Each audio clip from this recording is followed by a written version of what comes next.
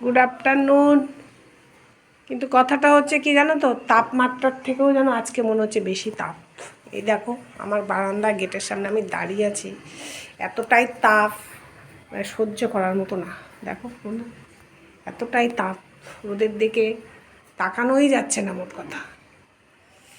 বারান্দায় এসে কোথাও শান্তি পাচ্ছি না, ঘরে যাচ্ছি যেখানেই যাচ্ছি বন্ধু শান্তি পাচ্ছি না কোথাও।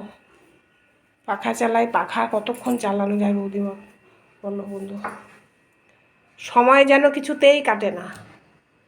কি করবো বন্ধু ভেবে পাচ্ছি না এই গরমে। সকাল টাইমটা তো ঠিক কাটিয়েই নি, 8টা, 8:30, 9টা অবধি, তারপর থেকে মনে হয় সময় আর কাটে না। দাদা ভাইকে তোমাকে দেখাবো, একবার তো দেখিয়েছি সকালবেলা, একদম পুরো ঘর দেখো পুরো অন্ধকার করে দাদাভাই বসে আছে। দেখেছো চেয়ারে বসে আছে, আমি লাইট জ্বালাচ্ছি। দেখেছো স্নান করেছে দাদা ভাইকে রাখা যাচ্ছে না, এসি চালিয়ে পাখা চালিয়ে, তবু মনে হচ্ছে বলছে ওনার গরমই লাগছে। দেখো স্নান করে উঠেছে, গায়ে গামছা দিয়ে উনি ভদ্রলোক বসে আছে। আমার তো খুব চিন্তা হচ্ছে ওনাকে নিয়ে, যে ওনার এত গরম লাগছে কী করে।